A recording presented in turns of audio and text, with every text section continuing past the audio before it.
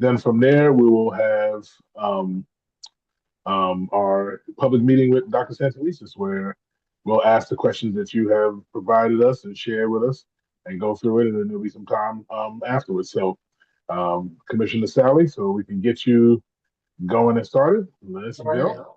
Well, thanks, Jason. I really appreciate the invitation and opportunity to join everybody here tonight.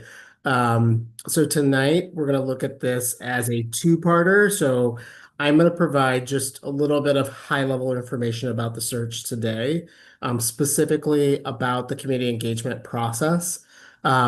We will then be back after the first of the year once our final community engagement report is released, and we'll have more information as we'll be in a different phase of the search at that point. So without further ado, I wanted to ask if I could have screen sharing privileges to share just a brief deck with folks tonight. Yes, I'm gonna stop sharing right now. Thank you. And we are going to test my screen sharing abilities, so I apologize in advance. Let's see. Can you guys all see my screen?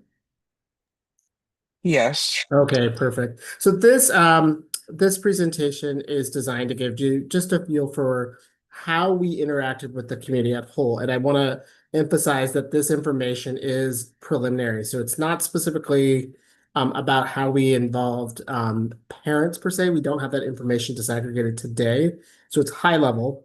We have more information about students because that was a big focus of our search of our community engagement outputs at the time. So we wanted to give and preference that in the presentation that I initially gave on this. So the January will have more information on that.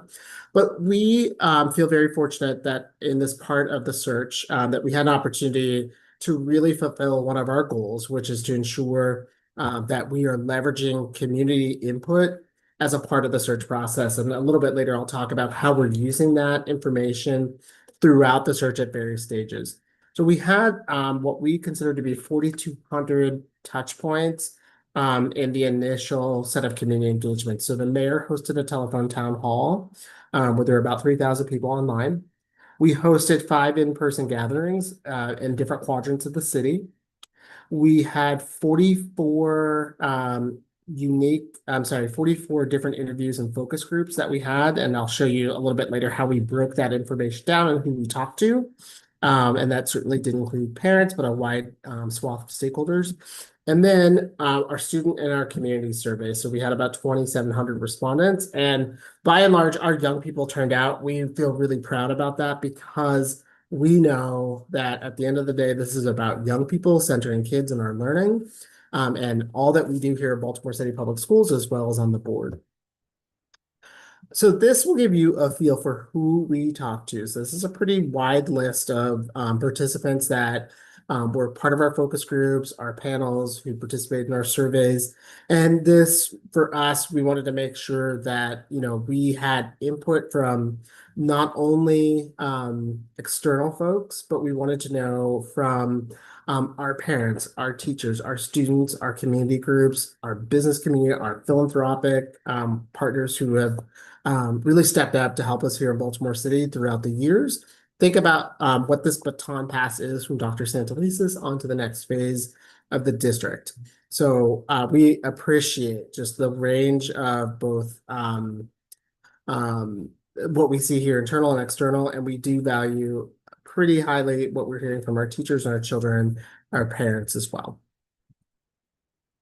To give you a flavor, oops, I'm so sorry.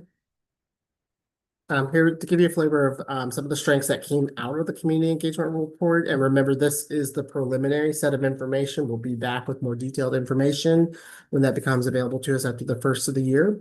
Is a couple of areas of strength that we wanted to lift up. So we asked very specifically, what did you not want to lose as we go part of this, this transition from Dr. Santelises? So, by and large, people talked a lot about the engagement of our staff and how they center young people in their work. And so recognizing that there's a strong commitment by everybody at every level to support our children.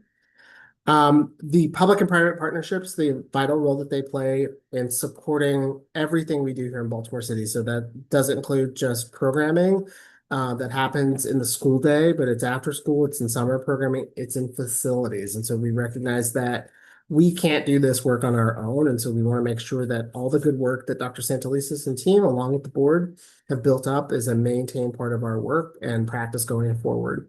And then the opportunity to continue to engage with our family and community. And that's something the board has taken on as a strong commitment in all that we do and continue to enhance those touch points. I'm so sorry. This is jumpy for some reason.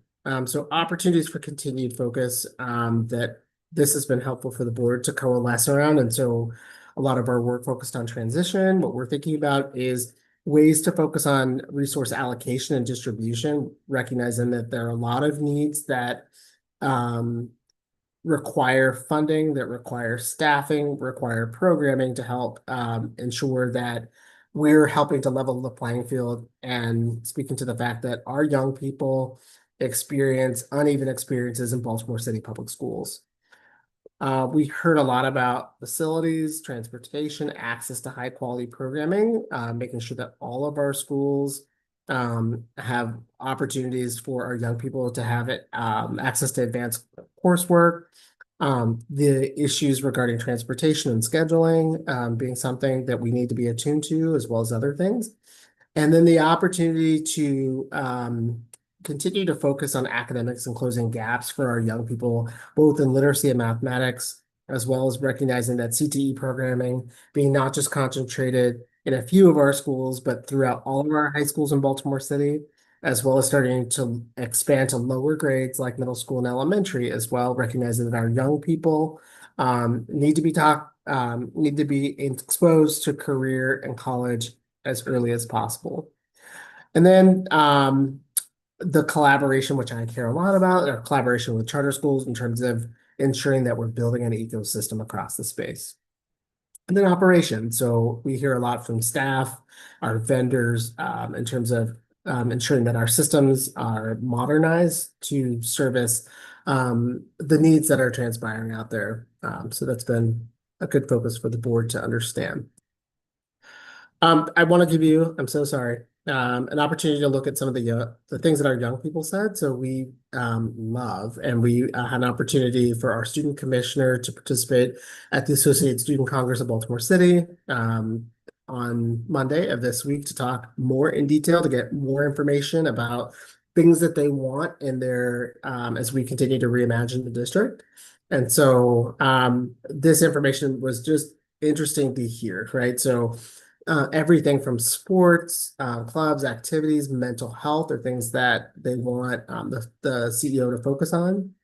The students by and large talked pretty extensively about the things that they love in their schools. And so fun activities and focusing on the learning opportunities that we're creating those opportunities that will help students to thrive.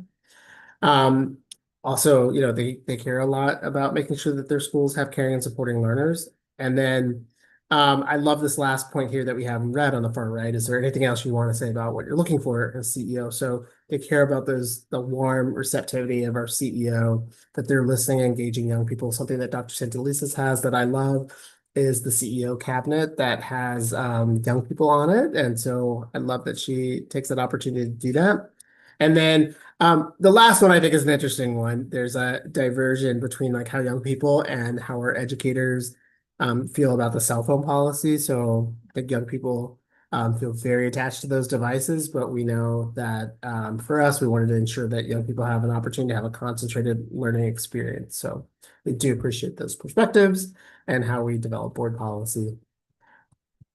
The job description. So and I'll show in the next slide coming up is how we get to the job description. I might have flipped this around now that I think about this presentation, but we took all of that community input to help us develop the job description. So we wanted to make sure that we were clear on the responsibilities that people talked about, and we use this information to inform the board, right? So strategic leadership, academic achievement, talent management. So these things, operational financial stewardship and the relationships they're building, and then the competencies, right? So the competencies of who can step up and lead the district, but this is also helpful for us as we develop our evaluation of this person when they step into the role. So emotional intelligence, things like data-informed decision maker, visionary, effective communicator. So we took all of those things. It's like a funnel. We continue to move down the process. So, oops, I'm so sorry. So why it matters here. So the committee input is something that the board is and continues to remain very committed to throughout the process. So the community feedback, and going back to the job description in terms of how it was built. So we used a couple of things that, in addition to the community feedback, to develop the job description that you see posted on City Schools website now. Industry best practice, so recognizing that we're in competition for high quality talent, and so we wanted to make sure that our job description reflected not only what is best for Baltimore, but what the field is calling for, and here in Maryland, because we have state requirements. The board input weighed pretty heavily in that job description, and then the things that we're bound to abide by, so legal, human capital, board policy, and state requirements. We will use committee input in all of the facets that we show on the left-hand side of the screen. And so it's not just for the front end, but really as the board continues and starts interviewing, how we make our selection, how we transition from Dr. Santelises and support a successful transition and taking up the helm on July 1st, 2026. And then as the board continues its responsibility to strengthen our governance practices, the oversight responsibility. So reminding everybody that the board has a couple of key main functions. So hiring the superintendent, evaluating the superintendent, approving the budget, strong policy, and community input. So we appreciate that. So this is our CEO search timeline. So we are here in November. We are working with Alma Advisory to help us identify candidates. So they're building a pipeline of candidates for us to interview. They will be doing the first screen in conjunction with the board. There's a semi-finalist round that they will work in conjunction with the board to hold, where we narrow down the list of candidates. And then in March to April, we expect and anticipate to make a selection of a candidate in March, and then we'll work through the transition, contracting, all of that. So that's when the candidate will be revealed. Believe that takes me to the end of our presentation this afternoon, or this evening, actually. So I turn it back over to Jason and team. Excellent. Thank you for your presentation, Commissioner Sally, and glad to hear about that families have had the opportunity to give feedback, and then the feedback is being taken into consideration, and that we'll get more detail as the process goes on, so that we can keep everybody abreast and connected to what's going on, which is the important thing, so that everybody's voice is heard. So we appreciate the partnership and the due diligence that you all are putting through to make sure that it's a big step, and this is a big change. For the school system and for our city, and our young people and families. So we want to make sure that everybody is there. So thank you. Thank you. Are there any questions? Yep, I'm happy to answer any questions that folks may have.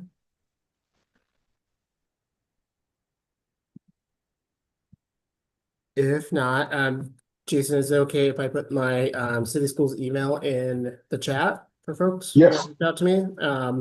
I'm happy to entertain questions. I'm sorry, I had to make sure I did it right. So please feel free if something comes top of mind following today's conversation. I'm happy to provide any information that I may be able to share. One question. So you said that community input will be involved or considered throughout the process. And so with the next process being interviewing, how could the community be engaged in that process? Or how are y'all leaning on the community for that side of the process? Yeah, I appreciate that question. So the board is committed to having a transparent search and not an open search. And so what that means, it's a question that we've been asked pretty routinely. So that means that we're committed to, as we shared on the front end, which is engaging the community, to build the job description, and the rest of the way through the process, the information that we've collected helps to inform the work. We will not be releasing the candidates' names or any finalist names until we make a final selection. So we will only reveal the finalist who was selected to lead Baltimore City Public Schools in the process. So stay tuned. We'll have more information that we'll release as we move through the process and through the search to keep everybody informed of the selection. So March will be here before you know it. So we're here November 20th, 2025. March is right around the corner.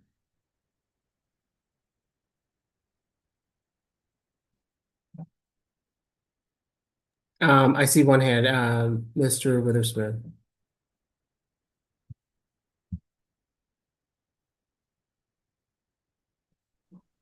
Sorry about that. My question is, would this be a nationwide search, or sort of like a Baltimore city approach? My question, I mean, my comment is really related to the next CEO to search, for someone who has an understanding of Baltimore Yep. and understand its demographics, and it's a unique city. And a lot of times we lend to go like elsewhere far out when we know that Baltimore knows Baltimore, and Baltimore knows how to serve and heal Baltimore and strengthen Baltimore. Yeah, I appreciate that question. Yeah, so this is a nationwide search. We recognize that our pool, remember, as I described at the top of the presentation, it's a funnel. So, we want to make sure that we are attracting a pretty wide candidate pool that has people from, different lived experiences, different professional experiences that meet the qualifications that are assigned within the job description that we've developed based upon committee input, board input, industry best practice, and other qualifications that are listed in there. And I think you're right. Like, this is a unique city. Like, part of our job as a board is to make sure that, we're testing the competencies of who's best positioned to lead the district. That would be lovely if it is somebody from Baltimore City, but what we're looking for, is the ability to meet the competencies that are there. The board will be working to support a successful onboarding through the process, understanding the demographics and the opportunities. And so as we've talked about it, this is really an opportunity for a baton pass from Dr. Santelises onto the next person to really build upon the great work that Dr. S and team have led. And so I do appreciate the question, but it's a really unique distinction in terms of like how we're looking and identifying who will step up to lead Baltimore City Public Schools. I do have one follow-up question as well. Sure. With the search, what's the priorities? I know we talked to Dr. Santalisa in last meeting, and she was talked about like special education needs to be one of them. What priorities are you looking for, or will the board look for when searching for the next CEO? Yeah, so those and I'm happy. Actually, that probably should have been one of the slides that I brought today. It was what's in the job description. So, we did identify a number of characteristics of folks. Both are the technical aspects. So, we do talk about special education. We talk about a number of things. So those are really built upon what we believe are right for Baltimore City. Somebody who has a strong focus on academics, somebody who understands how to work with the community, somebody who has the ability to lead a large scale organization, especially as it pertains to budgeting and IT. And there's a number of things, as Dr. Santelises, I'm sure, has shared with you over the past decade that she's charged with leading. And so, it's no small job in and of itself. And so we're looking for somebody who has the right aptitude, the right technical skills, the right partnership. And so those are the things at the top, I would say. And so, the priorities, as we're looking at that is based upon, what's coming out in community engagement and through the board input in terms of how we're synthesizing what's right for Baltimore next. Is it And as we possible? move into next school year, we'll be talking about with our new superintendent, the goals for the system. So the board goals are still the same. We recognize that, we have more work to do to enhance how we talk about the goals, how we're reaching those goals. We appreciate all the work that Dr. Sanfelices and team have done. Especially, we've had a phenomenal year with the MCAP this past year. I'm sorry, I didn't mean to cut you off. I'm sorry. But can we earmark special education, because that's one thing that at a parent and community advisory board we all can attest to, that definitely we want to go and continue the great march that Dr. Santalisa has done. So can we earmark special education? I appreciate the feedback. I'll share that with the entire board. Thank you.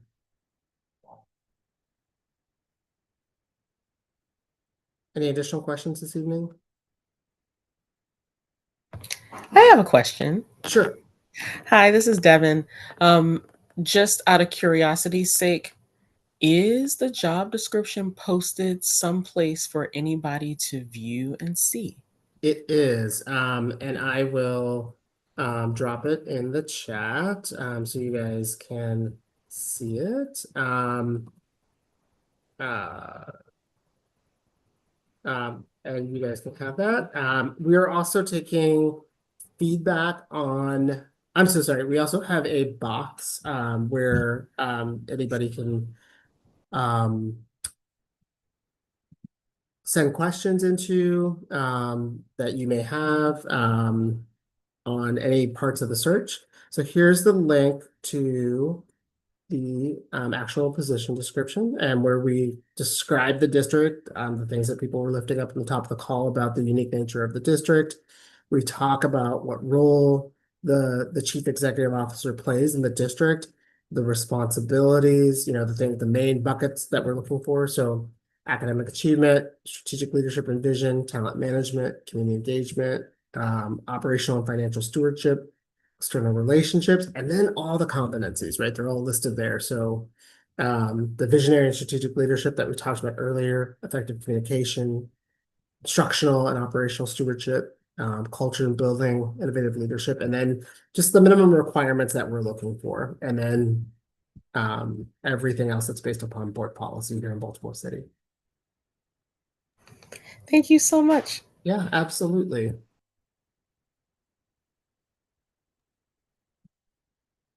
Any other questions? And then I will drop, and I'm sorry, I'm not the best multitasker, so I am going to drop into the chat too our CEO search box. And this is where, if you have any additional questions, you can reach out to me, or you can reach out and send questions for the CEO search here.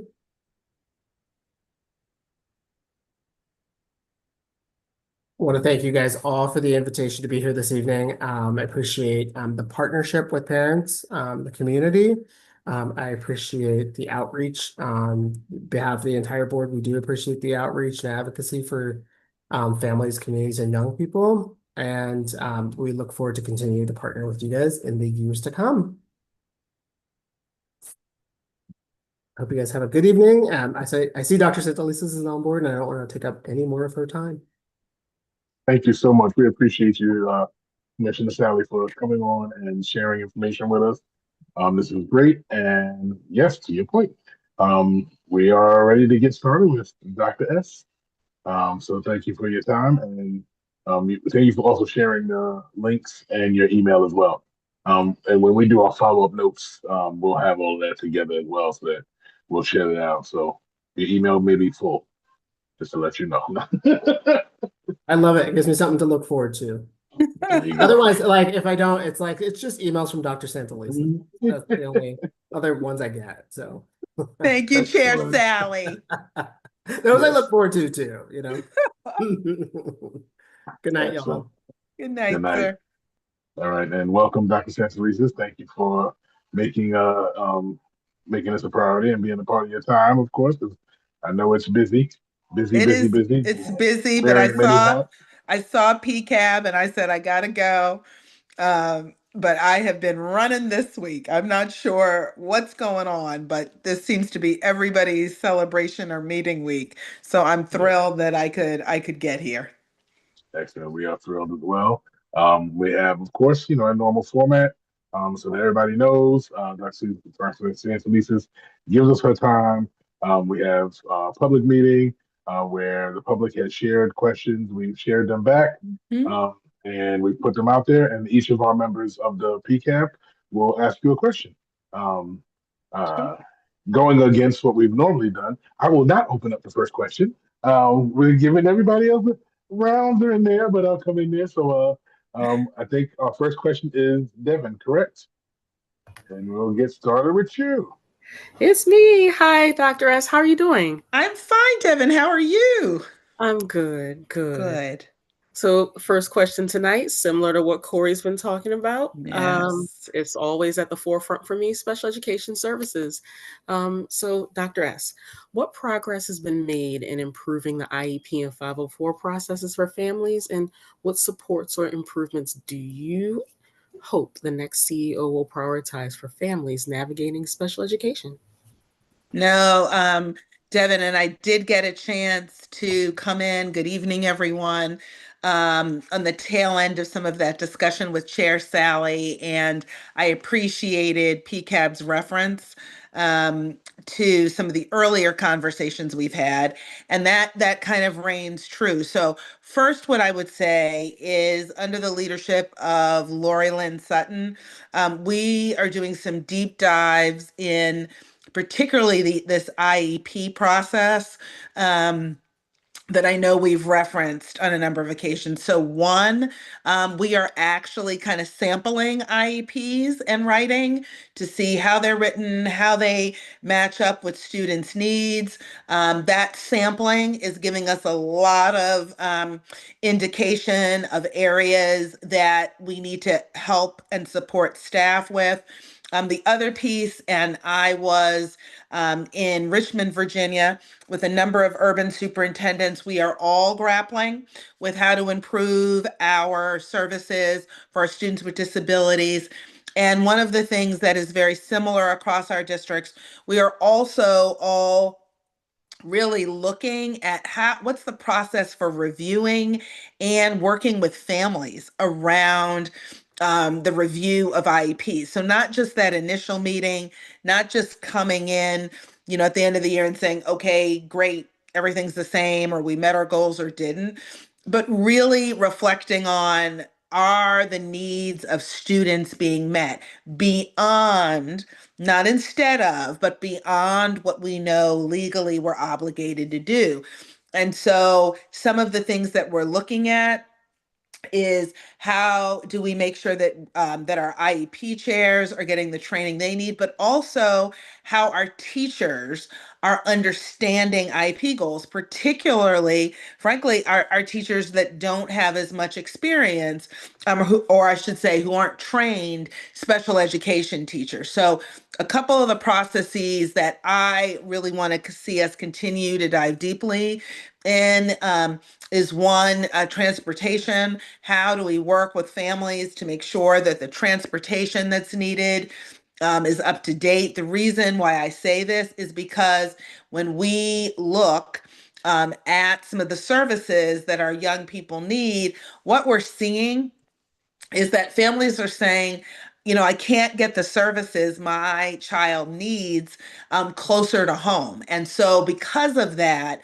we have some of our students with disabilities moving far too long, right? Being on the buses far too long than if we actually looked at where our programs were situated. So, in addition to looking specifically at IEPs, reviewing those, looking at supports for teachers in how to write IEPs, being more efficient with the paperwork.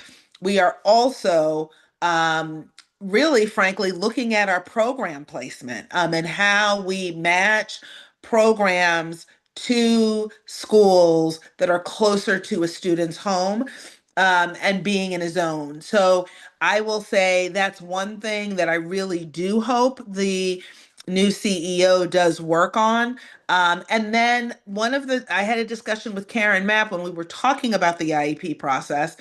And one of the things that Chief High Cupboard and I were very encouraged by was Dr. Mapp has been working with some communities and parents similar to ours to actually just have better communication, period, with families around those goals. And so we're going to be looking into some development programs, some development supports that have worked with families in other districts that have similar demographics to ours. So I would hope that the new CEO would continue that. And frankly, not everybody's leaving with me, folks. So people like Lori Lynn Sutton, Chief High Cupboard, Chief Dabrowski will still be here really to help continue to shepherd that work. So does that answer your question, Devin? Yes, that answers it for me. I don't know if I can't speak for my other PCAB members though, but it definitely Sure. answers for me. Well, if there's any follow-up, that's fine too, but that's, I'd say, where we are right now. Cool. Thank you. Mm-hmm.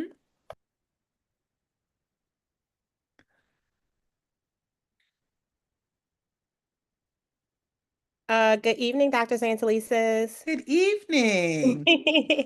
And my name is Chris Patterson, and I'll be asking you a question about student health and wellness. Sure. So, during your leadership, how has the district invested in student mental health resources? And what ongoing or planned initiatives should the next CEO continue or expand to meet student wellness needs? No, thank you for the question. So even before the pandemic, we realized in city schools we had to double down on our investments with mental health supports in schools. We were hearing it from students, from families, from the community at large. Many of you remember early in my tenure, through up till a couple of years ago, we had large amounts of frankly, student deaths across the city. Young people were telling us this was creating trauma. We also knew coming back from the pandemic that that was rough on children across the country. And so when we came back, not only were the original mental health needs there, but we also had needs just from young people being isolated and out of school and out of sync. And we saw that across the country, but we in Baltimore City had already been working on that. So, really proud of the fact that we have ramped up mental health professionals within across the school district, and we've reduced. It doesn't mean it's completely eliminated, but we really took it out of the realm of autonomy. Previously it was like, well, if a school thinks they need a behavior specialist, if they think they need a school psychologist, and we called time on that, probably my second or third year here, and we said, look, every school has to have a minimum of one mental health professional.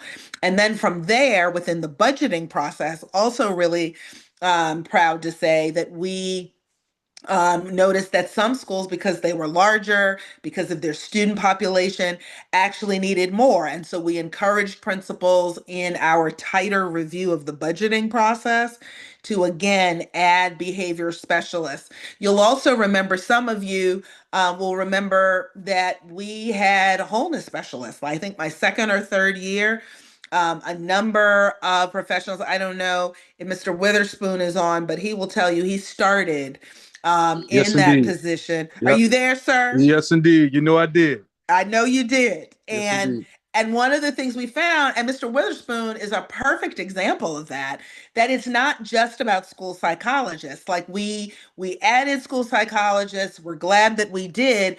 But I think what Mr. Witherspoon represents is that other channel for community people who have a lot of community-based experiences with mental health, who understand what some of our young people are dealing with, whether it's violence, whether it is challenges at home, and being able to center that in a positive frame, right? So it's not all about how bruised and broken you are, but that was at the time where we instituted wellness rooms in a lot of schools, and schools began to understand that there need to be different spaces. The other thing is we have expanded school behavioral health programs, and that program started with Shepherd Pratt, University of Maryland, to provide counseling, therapy, those kinds of things. And that program that grew, started really small, now serves over 10,000 Baltimore City public school students across the district. We now have student wellness support teams, not just in 20 schools, but in every school. So I think one of the things that our parents, families, PCAB can be confident in is that we have invested in the way, frankly, you all told us we needed to. You see, and we have aligned our budget that way. That being said, we are still not there yet. That being said, we still know that our too many of our young people are solely reliant on school for mental health, and that can't be the only place they go. We also know it's about physical health, physical well-being, so our dental, our vision programs. And I think what the next phase of this work that I am really hopeful the next CEO will continue is building on those community partnerships, because frankly, we are not going to have a big enough budget to replicate an entire health system in city schools. We have increased greatly, but really the potential now is coming through those partnerships around health centers, partnerships around mental health services. Some of those are large, like Kennedy Krieger, University of Maryland, Johns Hopkins, but frankly, some are smaller. Some of our school's best supports are local, community-based health organizations. And so I think moving forward, as we anticipate, a shifting economy in Maryland, that is going to be essential to not just think we're going to always rely on increases in the budget. We needed to do it, we've done it, but those partnerships are really, really crucial. And then I do think continuing to make sure that we are working with our regular classroom teachers, regular principals who are not, they're not medical professionals. I can tell you, I didn't train, I trained in how to teach reading and science of reading. I did not train on how to give therapy, right?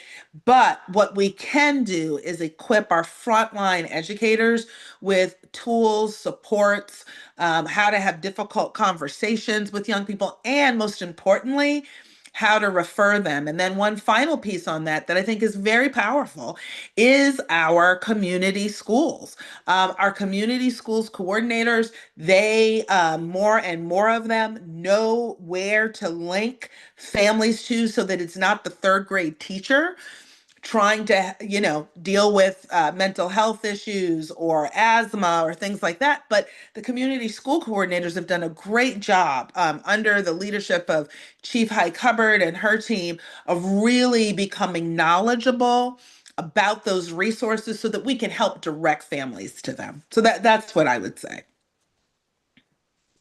Thank you. And by the way, if folks do have follow-up questions, I'm okay with a follow-up if there's something I missed in my response.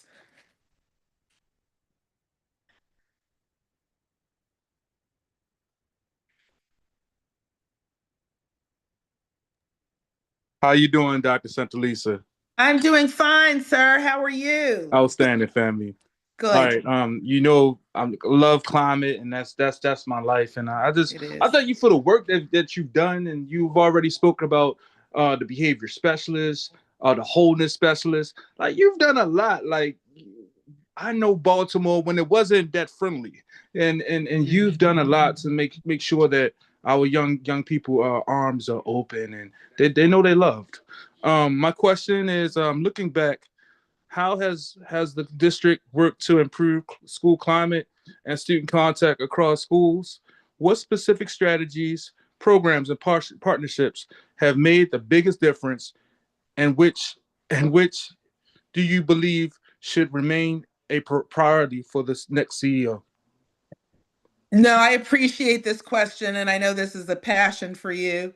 Some of what we both referenced were some of the early investments we made when we came in, knew that our city was struggling in a number of areas and it was spilling over into schools. And then let's be clear, we had schools that were probably adding to the agitation and the negative climate because they weren't sure how to put in place the components and the elements of a positive school climate.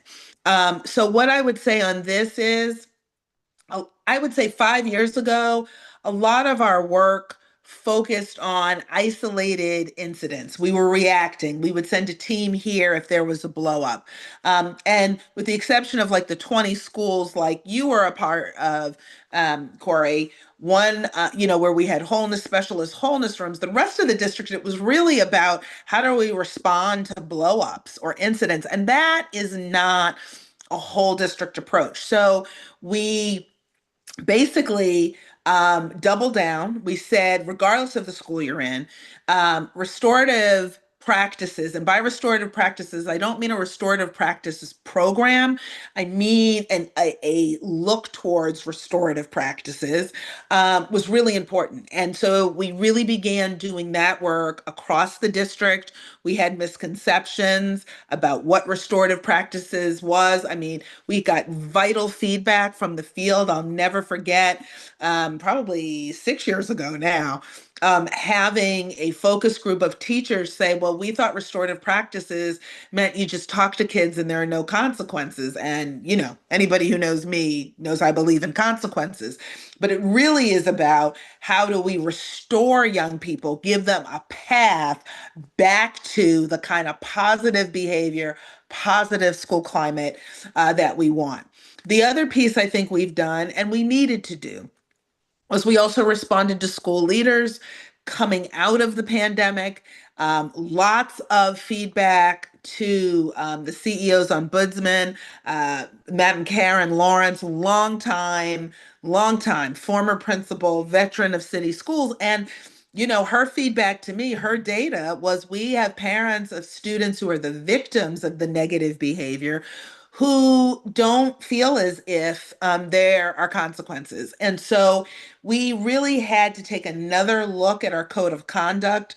One of the examples I use for folks coming out of the pandemic is I heard from principals that we had no provision, for example, for banking, right? For large groups of kids, jumping on one kid, like we could suspend one, but then the other 14, nothing would happen. I talked to community members in barber shops and other places who said, look, the support is great, but we're hearing from our perspective from kids that boundary line needs to be reestablished. So we did do some work on our code of conduct. So there's this restorative practices. How do we make sure young people are restored? How are we relating to them positively, knowing their lives? And at the same time, and all of you are parents, so you know what I mean when I say this, because we do this with our own children, right? There are boundaries. So I think early, probably up until right after the pandemic, it was that balance of those two. I think what's exciting to me now, and something that I hope the next CEO builds on, continues, makes better, is we really have been looking for a more unified district-wide model. And what we have done is we finally, I have to give the team a shout out. I've been talking about it for 3 or 4 years, didn't get it. About 2 years ago, we reinstituted a data-based look at climate support from central office. Before, we would wait for flare-ups and deploy people. Now what we do is we actually have what we call a stat process.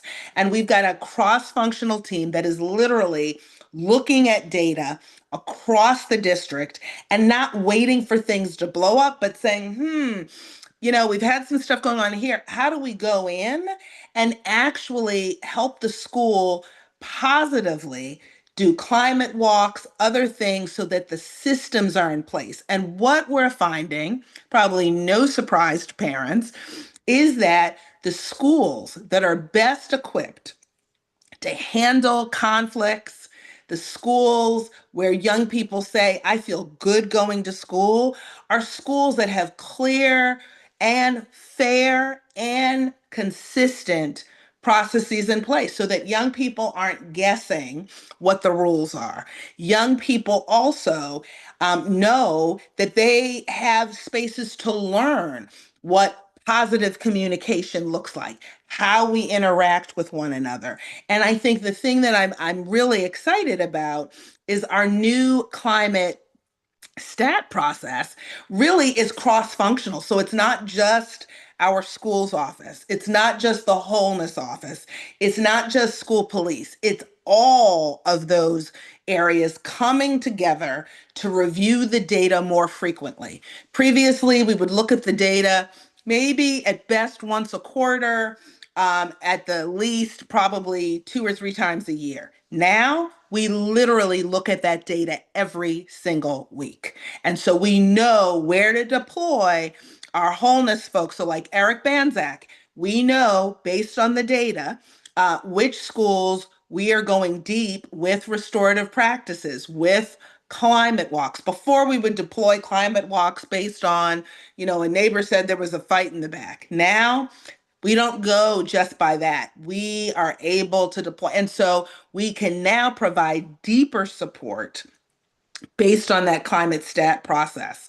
And then another thing I want to talk about with huge success, shout out to school police, shout out to our re-engagement center, and shout out to our wholeness office, is our diversion program is also helping to make sure that our young people aren't just, being set up to be part of the incarceration system. Basically, we all talk about school to prison pipeline, and school to prison pipeline is not generated by just turning away from bad behavior, and it's not helped when we just you know punish kids every 5 seconds without telling them why, in a whimsical, undefinable way.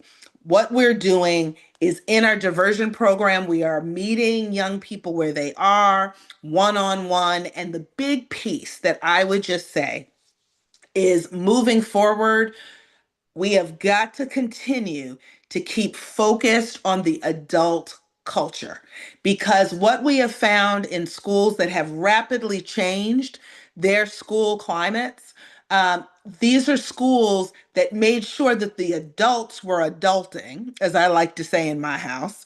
Adults are adulting so that young people can thrive, they can feel safe.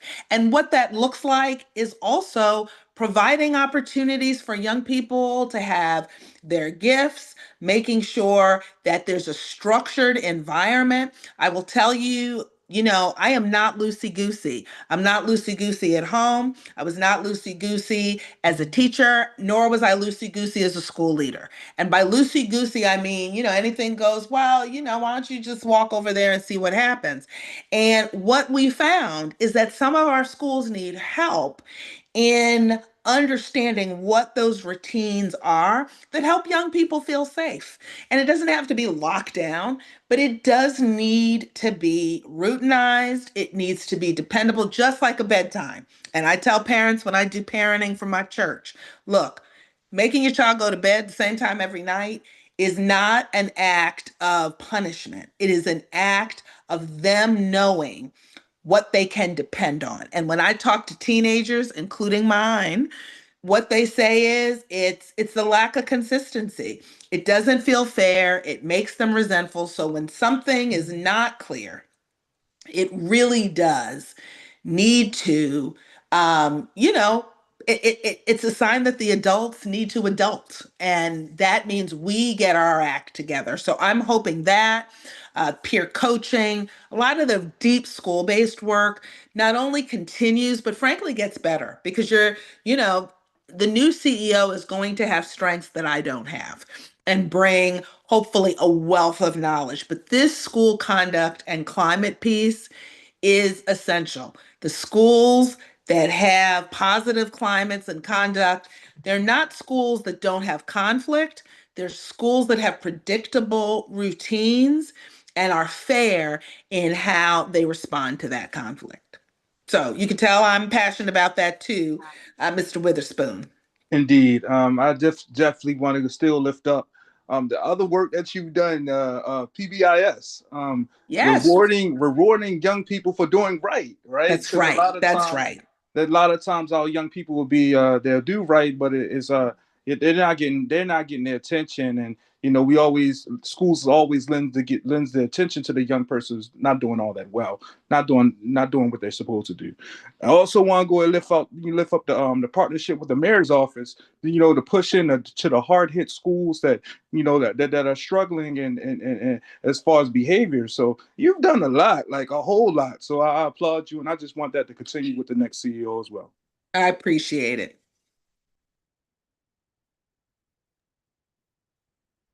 Hi, Dr. Sanselisis. Hey, how are you? Doing good, doing Good. good. So my question is about parent-teacher communication. So families express concerns about the limited time and accessibility of parent-teacher conferences. What steps has the district taken to approve meaningful communication between families and teachers? And how could this be further strengthened with the new CEO? No, this is a great question. Um, so we definitely have made progress in this area. But we absolutely, and I'd be the first to say, recognize that we still really need to do more. So I'll give you an example. Our latest family survey actually shows rising satisfaction with school communication and engagement from families. So that's a good thing, right? That's rising, that's increasing. What is also true, as Dr. Durant would say, is that most families have access to conferences, but fewer really feel like they're getting the information they need about their child's progress.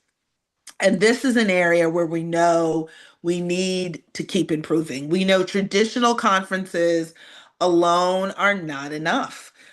We've got scheduling constraints, and we really need to move towards consistent, meaningful communication. And I'm going to tell you the CEO, even with my own children, and you can talk to their principal. You can talk to Principal Coffin, and she will tell you.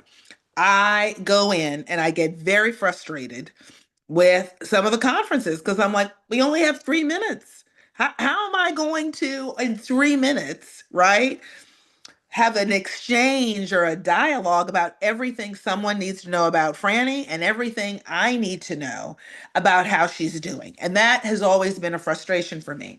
I think part of what we have really focused in on, and I would say, I really hope the new CEO also has insights and idea, is really building educator capacity. I have some throughout the years. I have some of my children's teachers who know exactly how to give me the kind of information I want. They will reach out proactively. They're not waiting for that 3 minutes after I've sat in a chair, right? And I got to rush in and get everything about my kids in 3 minutes.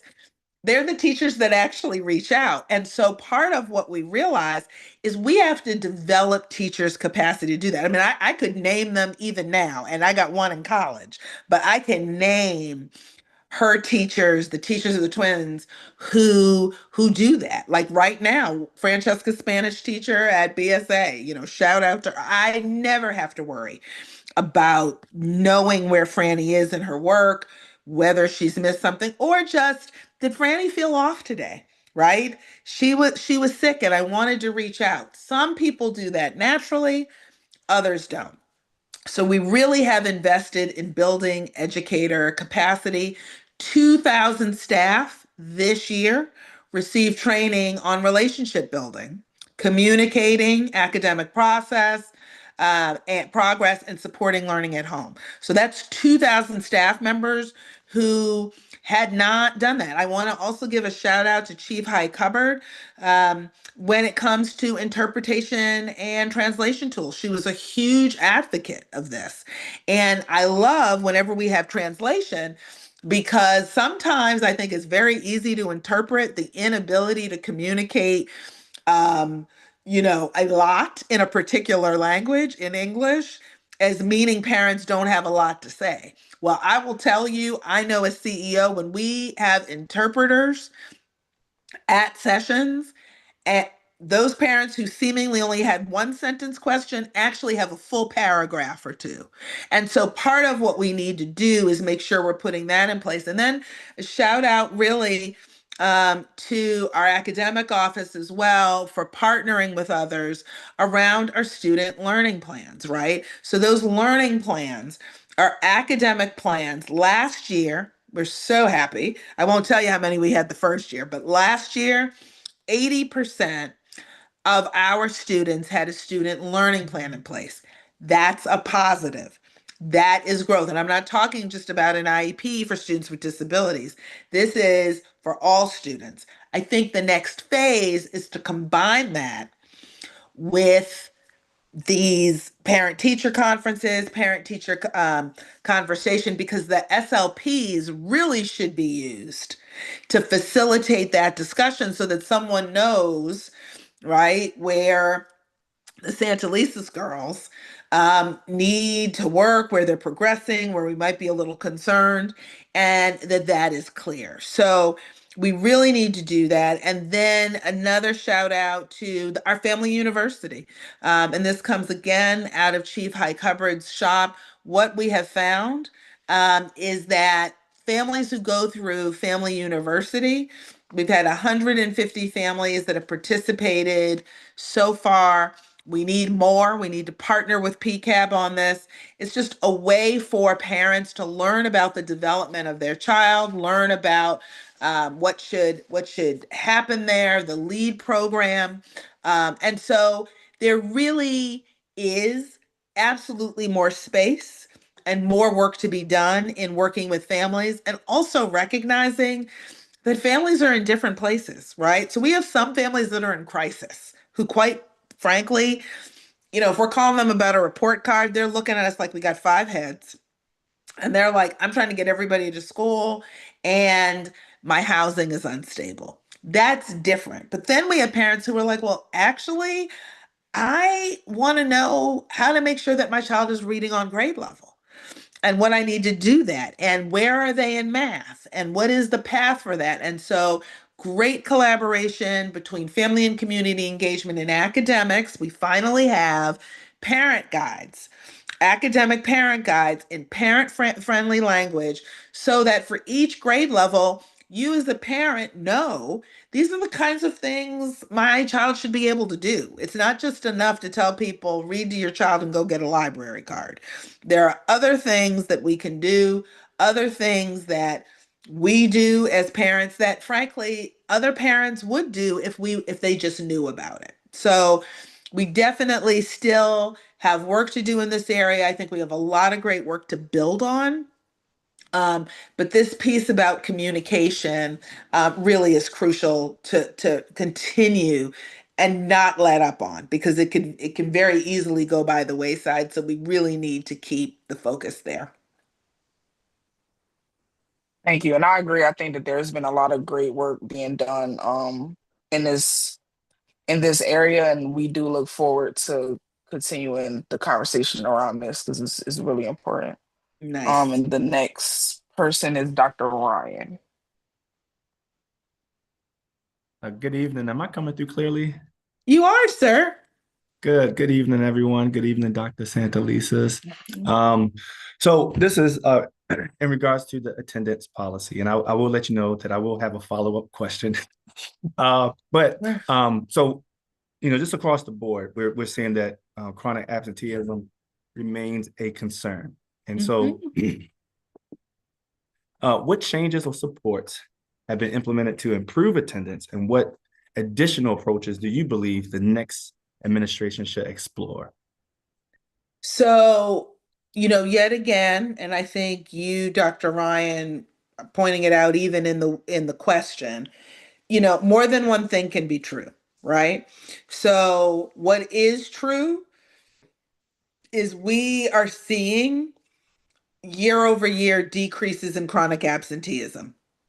We are seeing this past year record declines, double-digit declines, like 24%, 28% declines in chronic absenteeism at the middle school level. And what is also true is what you say, that they're still too high. They're still too high. And we know that young people who attend school every day, listen, you want your child to be proficient on MCAT? One of the number one things you can do is make sure your child is there every single day on time. Just doing that, your child is probably 5 times more likely to be proficient on MCAT. And so we know, I will say what we have done, particularly the year after we came back from the pandemic, is we have had a full court press on attendance, absenteeism. Your timing of the question is great. I was with the mayor again today. He was handing out his quarterly Mayor's Award for biggest declines in chronic absenteeism. Park Heights Academy won that this quarter, and they talked about, the principal talked very eloquently about and very honestly about just how depressing it was that their chronic absentee rate was so high, that she didn't almost really know where to begin. But I will say that the investments we have made, and this is another piece, folks, when you're advocating after I'm gone and you're advocating to keep those Kerwin dollars, this is a place where we have added resources. So we have expanded our district-wide attendance team from 1 or 2 people to now we're up to like 8 to 10, right? That's a shift in resources. And what's so significant about that is those folks really know the strategies that the research tells us really help move attendance. And so they've been working with a number of our schools to really move the dial. So I will tell you some of those things, and we heard it from Park Heights, are phone calls, right? Just phone calls home. Where's your child? This is a school calling. It's not a robocall, right?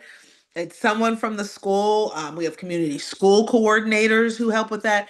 That ongoing contact is a big deal. That connection with families is a big deal. I will say the other piece is creating a strategic attendance plan. So what you saw at Park Heights Academy is they have implemented one of our best practices, and that is to establish an attendance team. You need teams of people in schools who are diving deeply on a daily basis. And I'm going to tell you, it's not the case now, but there was a time that Tench Tillman had some of the highest attendance rates in the state, and probably one of the highest attendance rates for a Title I school. And when I tell you that the former principal and her team, they literally did home visits to get kids there. Right? Now, you and I can have a discussion, and I think this gets to the larger community piece, and I can say uncomfortable things because I'm getting ready to go. But I will tell you, we have got to have some family level advocacy. And I'm going to tell you, the mayor said it this morning. It was wonderful. You have to be a child of Baltimore to be able to say some of what he said. But he did. He talked about like kids getting to bed on time. He talked about not getting up and having a Pepsi, right, on your way to school. Like, the things that might be uncomfortable truths that we can have conversations with families around if we have relationships with families. So, you can't just be a stranger and walk off the street and say, Sonia, what are you doing to make sure the girls get to school on time? But I'll tell you one thing, when Francesca's history teacher said, she's missing about the first 10 minutes of history 3 times a week. Okay, it's time to buckle down. And I'm the CEO, right? It's time to buckle down. And so I think what's helping us move is to stay focused. So we are fortunate that we have a mayor who understands attendance. You should have seen the kids today. People want that mayor's cup, right? We also have strong attendance start. So we no longer leave August and September up to chance. We have people who now work all over the summer just to get kids ready, families ready to be back in school. And they do outreach. We also know that re-engagement and others were looking at the reasons behind attendance. And again, it was beautiful today because literally the principal was citing all of the best practices. And one of the things she said is we have to go family by family because not everybody is absent for the same reason. And so community school coordinators come around. And so if a family, and these are real stories, you all know this, there are some kids that are late because they're making sure their younger brother or sister gets to school on time. So they're missing their first period class. We have kids for whom, if somebody doesn't get them up in the morning, right? They're not coming to school. It's just too big of a lift. So we've got to be, somebody could be, an adult could be suffering from depression because of unemployment and not be able to function in that space because I'm dealing with the fact I don't have a job. You've got federal shutdowns and all these other things. And so real life mental health pieces, but we won't know if we don't get underneath it. And so what we're seeing in the schools that are coming down are the schools that are putting those practices in place. And so we're seeing the steady increase. After the pandemic, I mean, I got to tell you, we were in the 60s in terms of percent. We are not where we want to be, but we are not where we were. So we've got to keep focused. And I would tell you, the next CEO has got to keep focused on moving that attendance, making sure we're supporting that central support. I mean, that was one of the things my team told me when I said, what's going on? And they said, look, other districts have attendance officers, a whole team. They have 20 attendance officers. And we had 3. So we had to shift our resources to support it. But yeah, we have got to stay on attendance. We really do. And so my coincidentally, you were kind of already addressing some of sorry. my follow-up question. No, you were already kind of addressing it when you were when you began to list some specific reasons why students were being late. And I was just curious to know if the district has done any type of analysis to, kind of identify, hey, these are the top 3 reasons, top 5 reasons that we're seeing students are late. And then really kind of help, try to identify partners, right, that can help, mitigate some of those areas. And I was just curious to know if that type of analysis has been done. No, that is a fabulous question. We do now because not only do we have a climate stat, we also have an attendance stat. So in the attendance stat, and this is why these stat processes are really important because you got to look at the data. I can feel something in my gut, but if I don't know, then my intervention or support might be amiss. So we do know, again, that there are kind of serious needs that do contribute to, and some that I mentioned earlier, mental health, housing instability, those things are real. And we have a team, and I would say the Re-Engagement Center does a fabulous job with this that really can do that wraparound because those are high needs families, right? Just giving somebody a baseball cap or a gift card, to Chick-fil-A because you came to school is not going to address that issue. So we're really trying through Re-Engagement Center, our community school coordinators, to really help with those real-time needs because that's a driver. I think the other piece, and I'm going to say this, we have got to shift, and the mayor was doing that today. One of the grades that we have the highest absentee rate. What would you say it was? If I were to tell you, which grade level do you think probably has the second highest absentee rate? I don't know. I'll probably say somewhere in high school. Pre-K. Pre-K. Yep. Yeah. Whoever said pre-K. I see it in the chat. Pre-K. So when you say pre-K, let's all be honest, we're not really talking about pre-K students. We're talking about pre-K family members.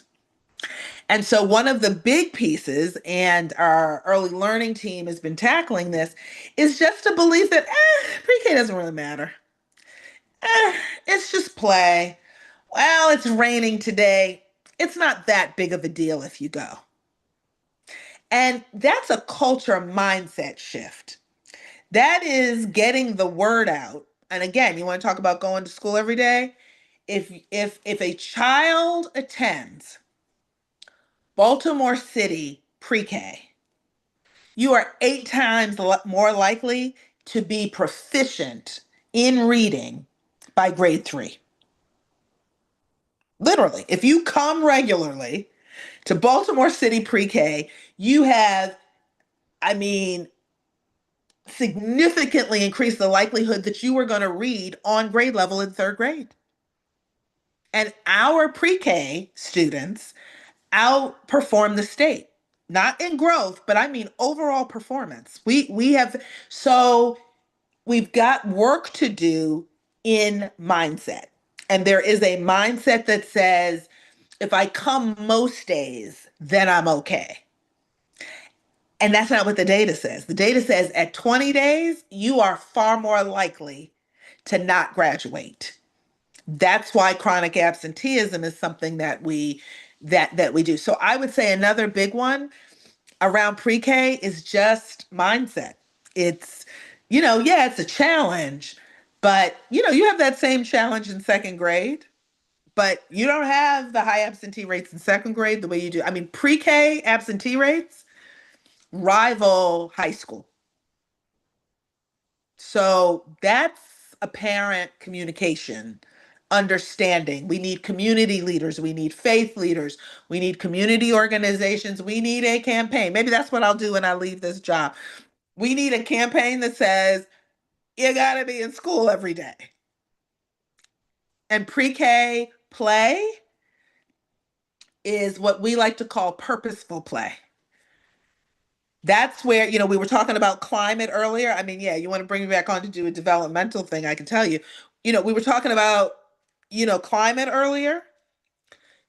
A pre-K student who goes through planned play has to rotate in centers, has to learn how to sit down and keep their hands to themselves to sing their song, is more likely to not go bopping people over the head, right? When they're in 3rd grade, because they've learned the routines, they know how to move. And so that's what I mean by when people say it's just play, I say, but that's how little brains learn.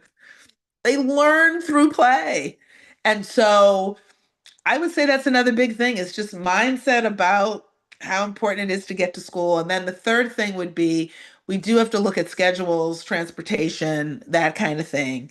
But yeah, those are some big ones. But I think one of the things you might want to request is to have a guest from our attendance team centrally, maybe come to PCAB minimum of once a year, maybe a couple times a year, to actually give you real-time data on what we're seeing, right?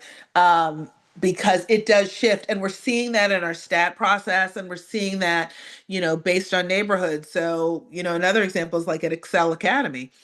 One of the big things we knew is that student parents are more likely to miss school for childcare purposes. That's why there's a childcare, right, in Excel, so that young people can come, they can go to school, they know they have a place for their baby, and they can finish and do well. And frankly, not perpetuate a cycle of generational poverty, which we know is associated with, teen parenting. That doesn't have to be, but the data's pretty clear. And so what we've done is we've said we don't want that to be a barrier. We want people to be able to provide for their children. And so it's still that catered, customized, I should say, look at the drivers. But that you might want to request. You might want to request a visit from the attendance team so they can actually share some of the results from their stat process. Thank you.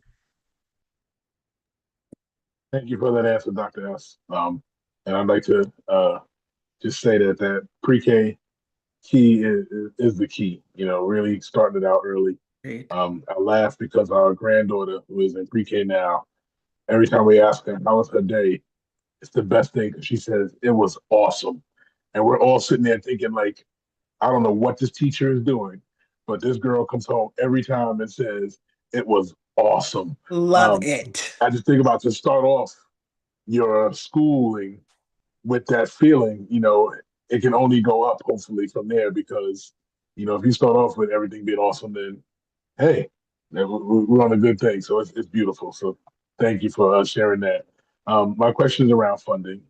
How has the district worked to ensure equitable funding across schools, particularly for libraries, art programs, and other enrichment opportunities? And how should the next CEO build on that process? No, it's a great question. One that we know, we still have work to do, but I will say over the last 10 years, one of the things that I am proud, pleased, and it's, a group win, it's not mine, is that we really have given far more direction and we've gone from guidance to schools to requirements. So last night at the community art, arts education forum, one of the things that our arts team shared is that it's required now in the school budgeting process for, $5,000 to be set aside, right? I think it's per student or per grade level, I can't remember, for arts education, right? Like it's got to be something with the arts. And so it's not optional. And I think one of the great things about autonomy is you get great creative leaders who do wonderful things without the red tape of a central office. The downside is that it can lead, and in Baltimore City it did in part lead to the kind of inequitable funding across schools. And some of it was just that people decided to invest in different things. And so what we did was we put in guardrails, targets that are firmer than what they were before. And so that I think is a big piece that the next CEO needs to monitor, needs to see. I think we've also done work, for example, with advanced academics. You used to go to six handful of middle schools in the city, had advanced academic opportunities for middle school students. And we have made a lot of progress on that. Shout out to Dennis Jutras and the gifted and talented team. They go to the shake and bake to recruit parents and families. And they're not just sitting in Roland Park. They're in different zip codes across the city, identifying young people who are ready for more. So I think that's one thing. And then, frankly, we've had a system-wide push on enrichment. We really have. And, the team will tell you, I've said to principals, I don't do ghetto schooling. I really don't. Ghetto schooling is you come in, you go through math, ELA, maybe a sprinkle of science, a half hour of gym, and people want you to be thankful for that. And I don't believe in that. I believe in an education like the one I want my girls to have. And so we have invested in the arts. We have said, and I've said to principal supervisors, where are the field trips? And I don't mean to the movie theater. Nothing against movies, but you can go to the movies with your family, right? Where are the field trips where young people get to see DC, get to go to Annapolis, right? That's the enrichment piece. I will say we're further along, but we're not quite there. And yesterday last night at the Arts Forum, I heard from a teacher who said, My principal's still not, telling me there's no money for art supplies. And this is an art teacher. And I'm like, well, okay, what are they spending it on? Right? And how we have invested in having strategic conversations with school leaders during the budgeting process. So one of the things I get on people about is, I don't know why you're buying more hall monitors positions when you have no music class. Do you know what that's communicating to kids? You got all these adults in hallways watching kids walk, but they can't get a music class. What does that say? So we've moved the expectation. Like I said, I will say to anybody, I don't do ghetto schooling. We don't want that. And now what you see is, and again, shout out to Chief High Cupboard and her team. It used to be 10 schools had a student government. Now it's like all of our high schools, many of our K-8 schools, because everybody should have an enriched education. I think the challenge is that folks are going to have to deal with the fact that small schools, and we're just going to have to wrestle with this, folks. Small schools, meaning under 350 students, are difficult to sustain. They just are. I know Baltimore loves its small schools. I think that's great.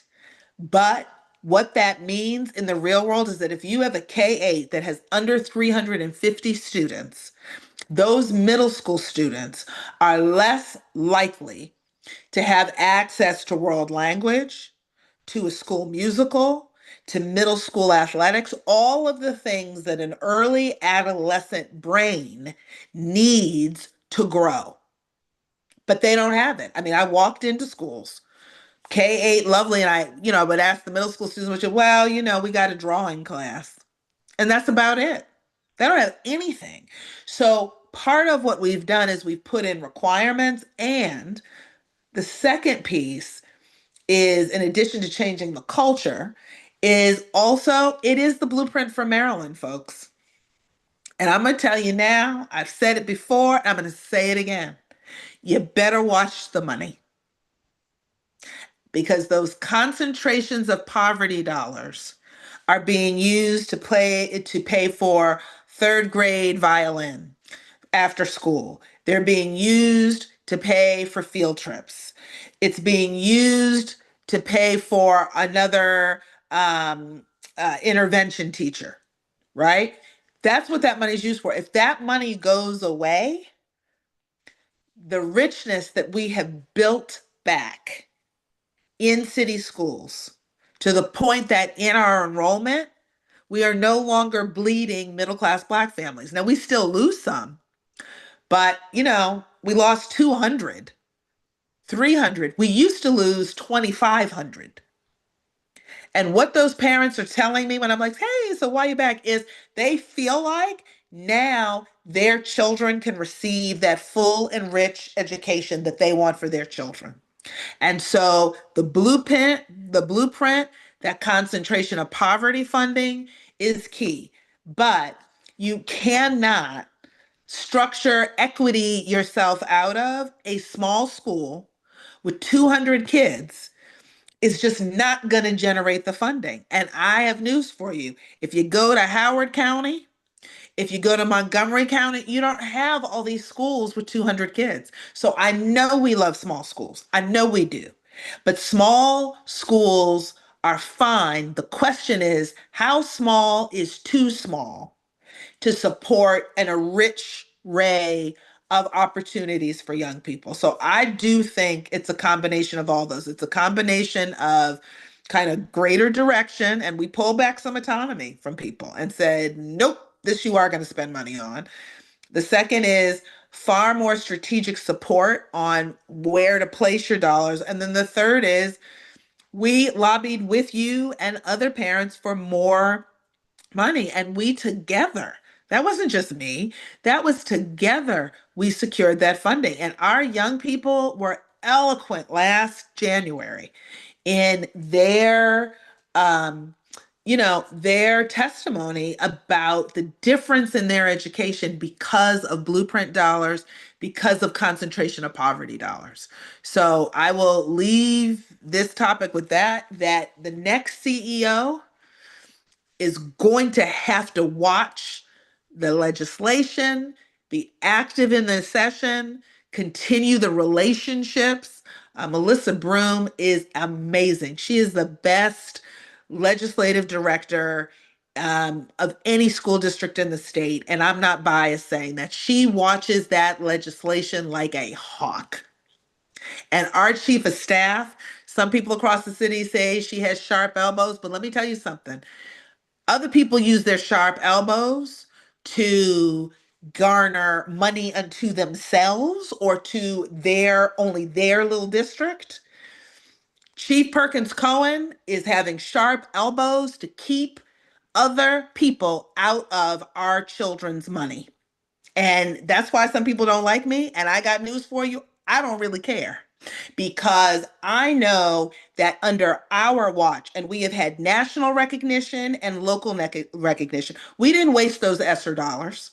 Those ESSER dollars went to some of our worst schools' bathroom. Those ESSER dollars went to outdoor play spaces. And we did that work. And similarly, that concentration of poverty money, same thing. So I am passionate about this. You all cannot let that go, because if you do, in 2 years, you're going to be looking and staring at one another and say, where did all the money go? So I'm telling you, and when you go, you tell your parents, all the swag is wonderful. I'm glad people are buying sweatshirts and t-shirts and all sorts of stuff. But if you're buying sweatshirts and t-shirts and you're not taking high school students to DC to see real museums, to when they're open, to see our process, then I don't really care about your school store. It's cute, but what are you doing to actually invest? I love your swag, and I have to tell principals now, stop giving me all the swag. I love the swag. It's cute. It builds whatever. But my God, if your school store is busting open with swag, but I asked a fourth grader when was the last time they went on a field trip, something is off. So please watch the money. I am very conservative on money. And like I said, there are a lot of people in this city that are probably mad at me because I didn't let them dip in school system money. They want us to pay for everything. And I'm going to tell you something else. And yes, I said it, and I'm sure I'm being live streamed, and I don't really care. Fortunately, we have a mayor right now who understands that. But you don't know who is coming. So my advice to parents in Baltimore City is make sure you are watching and make sure your next CEO is an advocate and is not in this position to be liked. I don't really care who likes me.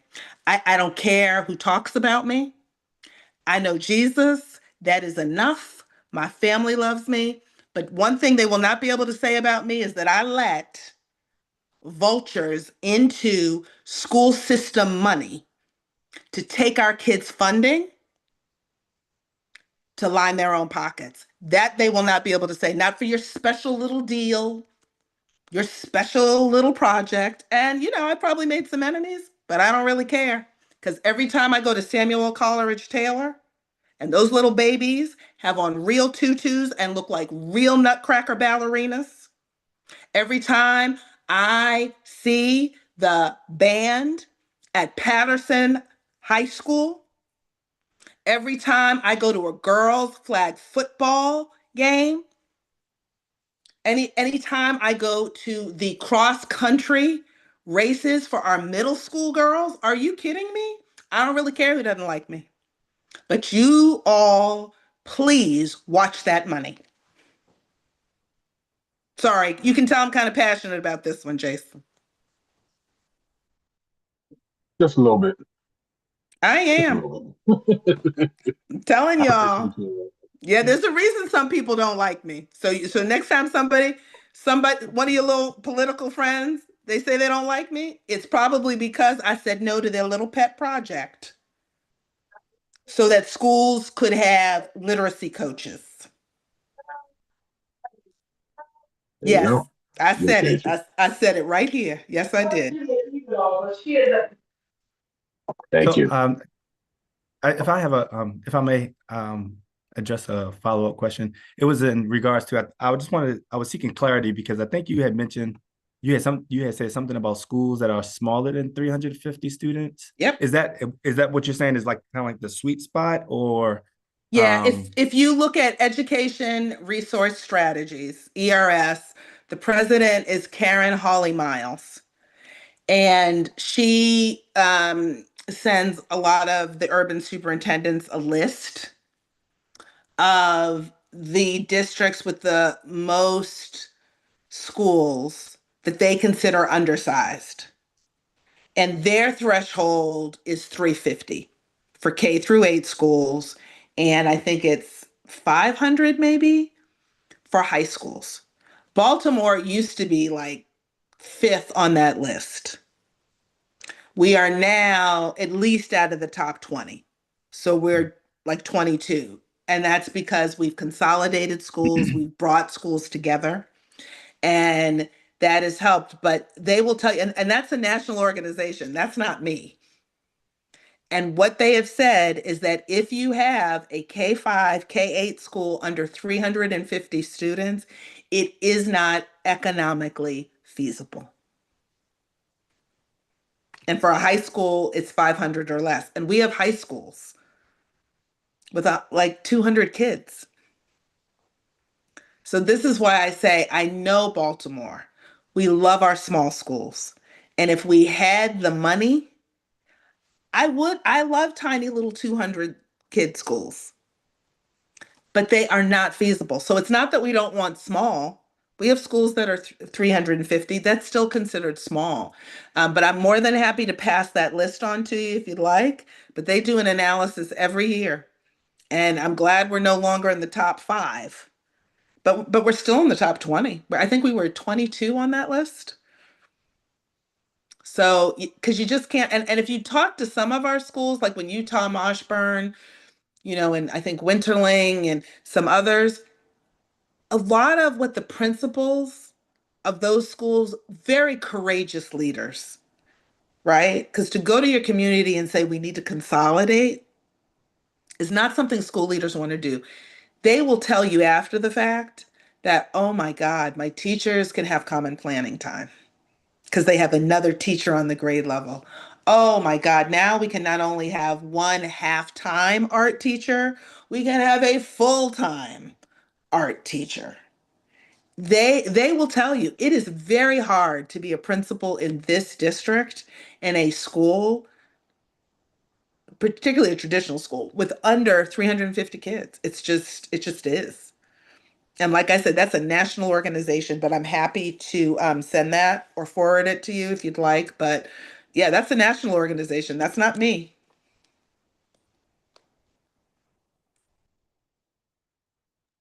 Thank you for the clarity. Sure thing. Good evening, Dr. Santalise. My name is Monica. I'm a proud mom of 3 boys who attend city schools. Yay! And thank you for standing up for our children. I am reading a question about arts education, which is kind of overflow from the funding. Reflecting on your time as CEO, how has arts education evolved in our schools? What priorities or investments do you hope to see the next administration make to expand arts access for students?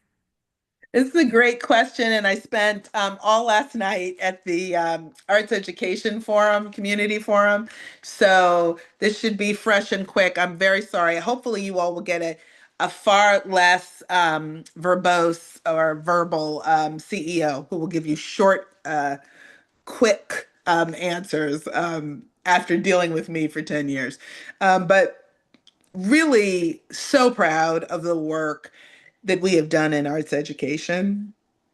And I have to give a shout out just to our community. And I mean that. Last night at that Arts Education Forum, we had advocates, we had members of an expanded arts team. I'm very proud of the fact we used to have one person who oversaw arts for the entire school district, which was just a travesty. I was like, are you kidding me? One person for 77,000 kids. Now I think they have a team of 5 or 6, which was deliberate and intentional. But just, I will tell you, coming in with an arts community, a parent community that together had a strategic plan really made it a lot easier, because all I had to do was like read the plan and say, okay, how do we get it done? Um, so really just so blessed to be part of Baltimore City, that as a city and a community is such a rich rich arts community. So quickly, one of the things I'm most proud of is the increase in full-time fine arts teachers. 2017, our district employed about 170 art teachers. Today, that number is at 314. We only had a handful. For example, we only had, what was it, 3 dance teachers in the entire district. 3. We now have 17. We used to only have 9 drama teachers. We now have 26 theater arts teachers. So really proud of the fact that we have expanded in real ways with real teachers. The other piece is the progress by grade level band. So in K-8, as part, and again, this is all in the Baltimore City Art Strategic Plan. And that's one of the things that makes the arts work so beautiful, is that there was the plan, and so we can benchmark our progress to the plan. We haven't accomplished everything yet, but I think part of why we've made such progress is because we had a plan that the community backed, that advocates and art specialists backed, and so we could really get on board with the strategic plan. So like one of the things, for example, for pre-K through 5 is, we used to probably only be at half of schools with visual art. We're now at 94% of our K-5 schools offer visual art. That was not the case before. So we've almost doubled that. 73% now offer music, 70%, and this is really our target. Our target is we want at the elementary level to be able to offer both visual art and music in all of our schools. Right now, we're at 70%. And then in addition to that, we have elementary schools or elementary grade bands that also about 25% offer theater, 18% offer dance. Middle grades, and I talked a lot about this. I just have a pet peeve. I was a musicals kid when I was in middle school. I am a musicals, theater, um, mom. All 3 of my girls did theater. And so I would look around, and it's particularly important for middle school development. So really proud of the fact that in middle school, we now have 93% of schools offer visual arts, 74% offer music, 35% of middle grades offer theater, 27% offer dance. And again, that dance is real dance, like real costumes to perform in, real dance shoes. And so overall, about 70% of our students in grades 6 through 8 now have exposure in arts that we didn't have before. But as you can see, while 27% offer dance, right? That means we have 63% that don't. And so, or 73%, excuse me. 73%? Yeah, 73% that don't. And so we still have work to do on that. Our goal is to really also, and we saw a need here, expanding instrumental music. So we had all this great, expansion, but our instrumental music is really paltry. And matter of fact, I talked to the head of BSA's instrumental music department, and one of the things she's concerned about is there's just not the pipeline for strings or all of those. So fortunately, our CAO has a doctorate in music. And so we are launching something that I hope the next CEO will continue. And that is to really, we are putting central dollars behind it because we know we've got to seed it, but particularly at the middle grades level, and then hopefully expanding down into elementary, because we know to be proficient instrumentally, you really do have to start early. And then in grades 9 through 12, I'm really glad that we've seen a 10% increase in schools offering what we call depth of study with at least one arts discipline. And I relate this to a story I know I've told before, but my first year as CEO, student feedback session, and a young man, never forget, at Patterson High School says, "Yeah, I love art, but my high school only offers 2 arts classes." That is an example of where we would need and why we need this, what we call offering depth of study within at least one art area. So we're really working on that in high school. There's still um, you know, still far too much discrepancy between schools on that. And that's something we're still going to have to work on, again, from an equity frame, but also how we direct schools. So really proud of the arts work. I think the key there is the arts work is a no-brainer because we have the strategic plan. And if we follow a strategic plan, we're going to see even increased access to arts. But really, really proud of the work that our community has done around arts education.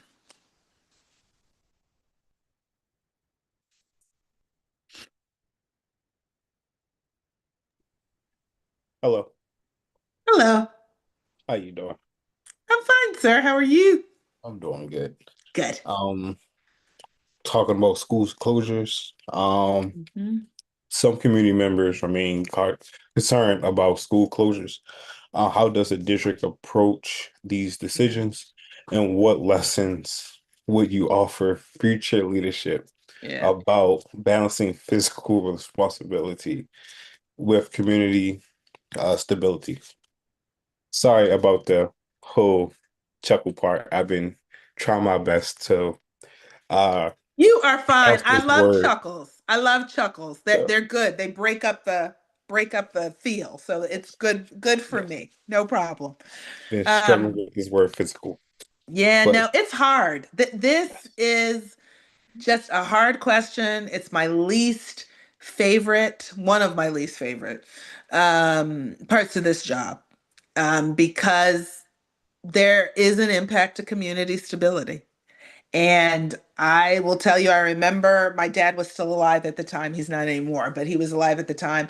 In the first board meeting that I had to offer up schools for closure, and I texted him and said, "This is absolutely horrible and heart-wrenching," because of exactly what the question surfaces. So I just want to say that. I think one of the main pieces in the shift or building on this idea of school closures is we have really, and I have to shout out Angela Alvarez, who's just amazing in keeping, we have in view, right? How do we make sure that all young people have robust learning experiences? And I mentioned part of this clearly in one of the previous answers around how small is too small. So that's one question we ask. Not that it's a small school, but how small is too small? Do kids have, at least maybe not every single thing, but my God, are they having an enriched experience? So that's one piece. I think the other piece is we have had a real shift, and a lot of this is Angela's leadership, because we both feel very acutely. It might not seem like it in how what we propose, but we do feel deeply that you know that responsibility of disrupting a community. And so we have really shifted from a school closures mentality to a school joining or consolidation mentality and frame. And I got that actually from a community member in Sandtown, Winchester, about 6 years ago now, when she said to me, "Why do we always talk about schools needing to close in a way that makes it feel like a funeral? And why not think about it instead as a way of having a wedding, right? Of bringing people together. So I think some of the shifts that we've done is with my administration, we have worked very hard to say that any school, our kind of North Star is any school that will consolidate or merge with another school. Those young people should be going to a school um, that offers more, that's better in the sense of what they're able to offer. So our chief of staff has been wonderful in working to really leverage our philanthropic community and partners to direct, because they used to just pick a school to go to. Now, what we do is we direct those resources to any school that is receiving students from a school that is closing. And so, whether that's planting new trees, whether that's fixing up, the teacher lounge, new furniture for the library. We try to make sure that the receiving schools are more enriched than the schools that young people left. And again, Angela just does an absolutely fabulous job in really trying to answer questions, help people through the grieving process. It used to be in Baltimore City, we just told people, we're sorry we have to close your school's horrible.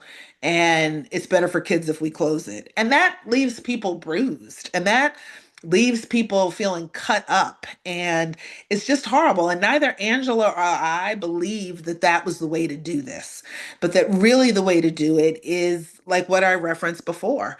And that is in your child's new school, they'll have enough kids to have a school musical. They'll be able to have sports, and they'll be having at the high school level more access to advanced placement classes.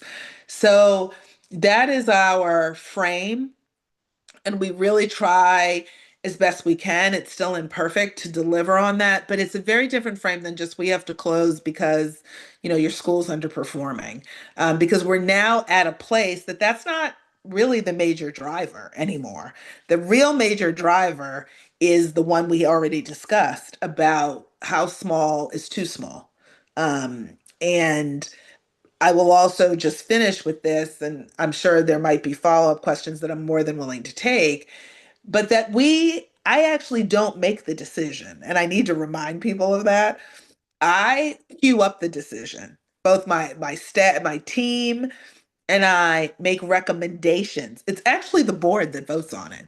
And the board does not always agree with me. There are schools that are open now that, my team and I proposed for closure, and the board said no. And that to me is part of the democratic process. And what is also true is we would still be 4 or 5 on that list I referenced earlier for basically under enrolled schools, which does have an impact on the district budget had we not done it. And, now we're 22 or 23. We would have been 4 or higher. So it's challenging. I don't like it. And, there are places where we're seeing enrollment go up, which is a good sign. And last year, if it weren't for, the shift in immigration policy, we had actually not only stabilized our enrollment, we increased, right? We had over 1,000 new students the year before, many of those multilingual learners. But as I referenced earlier, we weren't losing 2,500 Black families, middle class families anymore, right? They were staying, they wanted to stay. Some of the issue is also geographical within the city and what else the city is investing in the neighborhood. And that's something we're going to have to tackle not just as a school system, but as a city. Like, where are the people, right? And how do we get people to stay? And a strong school is absolutely part of that, but there are other things that are part of that. And so it's challenging. I don't like doing it, and I know the only way we're going to maintain the funding levels, and more than just the funding levels, it's what kids get to experience. There's only one second grade class. There's no music. You share a psychologist. Like that's hard. Thank you so much.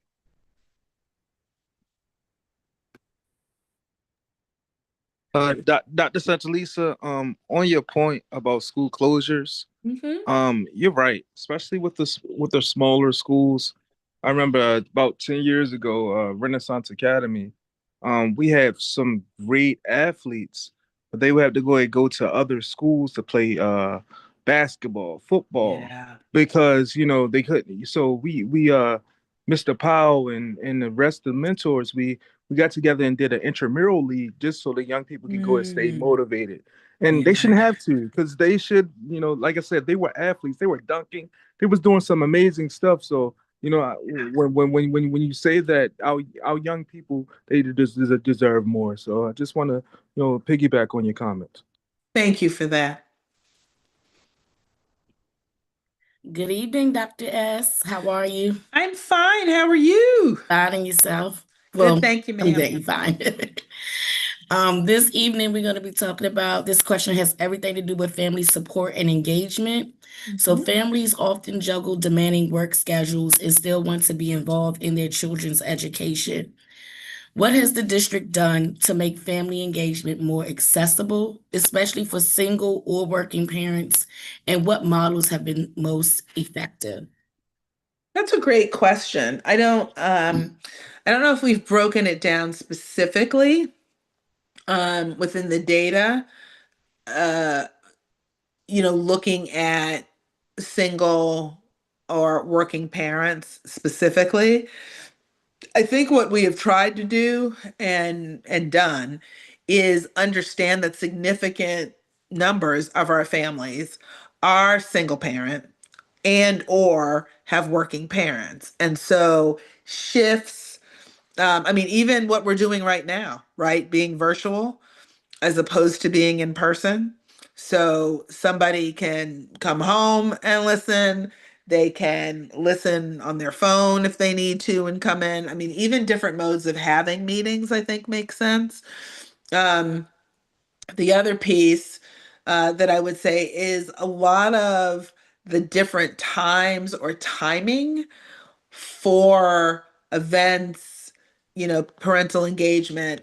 Sometimes we still need to work on, like we talk about, are you calling people in the middle of the day, when they're trying to work, or, are there other times that we need to do that? But I think this is an area where it would be worthwhile, and maybe this is something under the new CEO that we could do, is to actually maybe have some focus groups specifically with families with working parents or single parents to say, what else could we do? Like, we might be thinking we're addressing that, but I actually would be interested to hear some of what they might say. And is it school specific or is it district wide, right? Is it my child's school has all of the performances, right, in the middle of the afternoon? I mean, I remember at one point with my own kid's school, at one point I was like, okay, y'all are putting this stuff on at 3 in the afternoon. What would that look like if I couldn't get off work, right, to come and see? Like, so are there varied opportunities? And some of that gets back to what we referenced earlier, and that is helping parents, helping teachers see what those needs are so that we're more intentional. So I would say that, and I would say, I think it would be an interesting kind of subgroup, kind of smaller set of the larger group of parents, to actually ask them what is most helpful, either at your school or at the district level, given, that you're in a single parent household and or, you're a working parent. I agree. And as a parent, single parent of 3 city school children myself, Yay. working as a teacher, I do find it difficult for myself to either get off of work to go sit in on parent teacher conferences, and or being able to leave work to go and watch one of my children's performances or celebrate them for Yeah. achieving honor roll or principal role. So it's Yeah. Yeah. Maybe that could be a Zoom link and I can watch it on my lunch break and record it.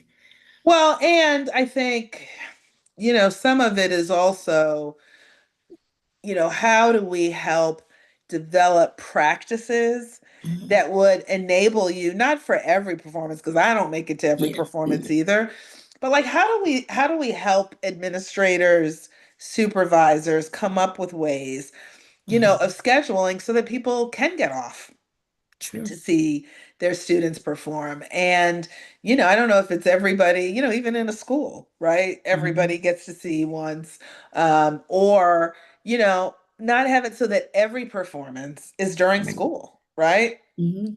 So no, I think that's a great point, and probably something that we could double click on, double down on, and really kind of see what are the things that would make a difference and what things are, quickest or easiest to implement that could have, a real meaningful difference for parents.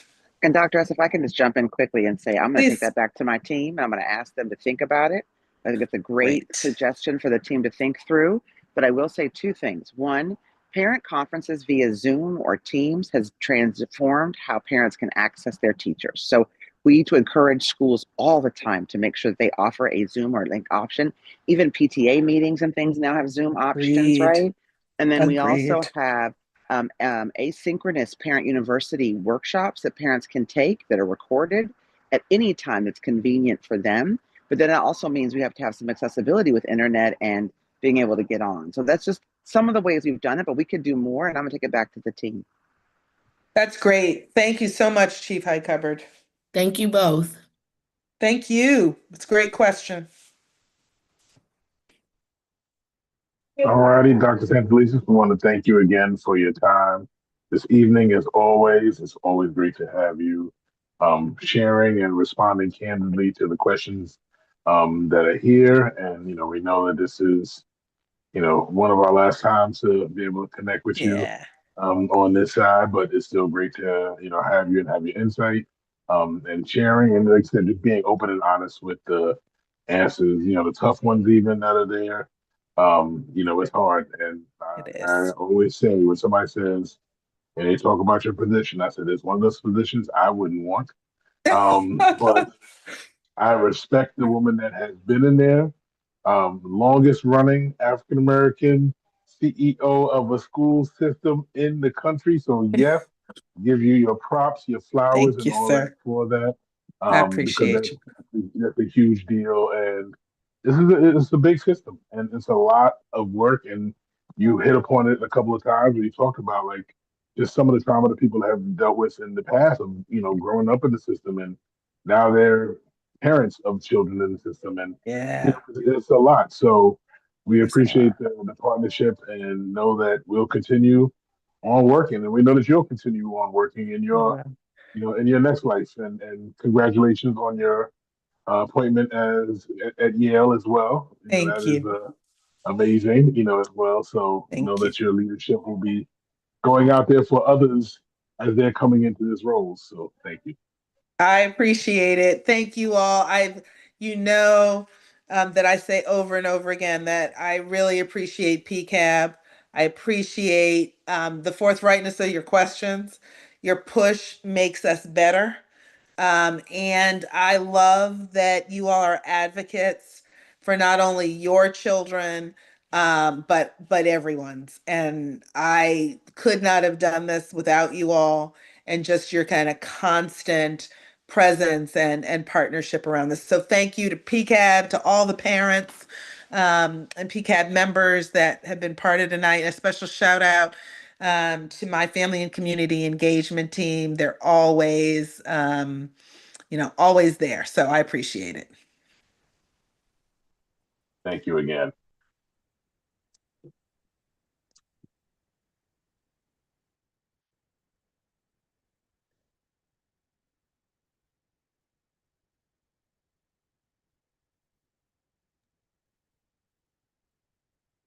Sorry, I had to fix my slides. So we won't hold y'all no longer. We really do appreciate, the opportunity to share the public's questions and concerns with Dr. Santalisa is always a great time to be able to get those questions answered, get more information on what the district is doing to, continue to support students and families. So just want to wrap us up with just talking about what's next for PCAB, what's some things that we have going on before we send y'all off for the night. So we didn't get a chance to add this part to the slides, but I do wanted to mention that PCAB has been using our recognized group public comment time at school board meetings this school year. We've been able to provide ongoing updates, and we continue. And we're looking forward to continuing to do that to keep you all engaged in what's happening with PCAB and what our priorities are. And so we'll continue to do that throughout the school year, either in person or you might see a video of a PCAB board member played during the school board meeting. Are two what's next pieces of information that you can look out for. First is just continuing discussion around transportation in schools. And so we will be meeting with the MTA to discuss how the MTA has supported and will continue to support city schools and our students' transportation needs. We know this is a big topic of discussion, and we want to wrap our brains around how can this process be a little bit better for families. And then our final thing that we wanted to share was just around the upcoming budget forum. So if you have any questions or concerns or considerations about the upcoming budget cycle, we do welcome your feedback. We're preparing to host an annual budget forum during our January public meeting to help families better understand the process and to just ensure that our community's perspectives are represented. And so you can look out for information about this meeting to be posted on our social media platforms, as well as we'll be sharing surveys out to gather your feedback around the MTA process or transportation in general process, as well as any questions or concerns or information around the budgeting process. And with that being said, I'll share. You can look forward to seeing our beautiful faces at the School Choice Fair on December 13th at the convention center. So we look forward to meeting families. This last year we were able to attend, and it was probably one of our favorite, uh, you know, engagements. We got a chance to meet a lot of families there, and so we do look forward to doing that as well this year and seeing you all there. And with that, thank you for engaging with us tonight. Thank you for those who are tuning in on social media. Again, thank you to Dr. Santalisa and her team for your support and answering the community questions. And we really do appreciate everyone who's been able to engage with us tonight. I'll close this out here. Have a good evening. We look forward to seeing you all next month.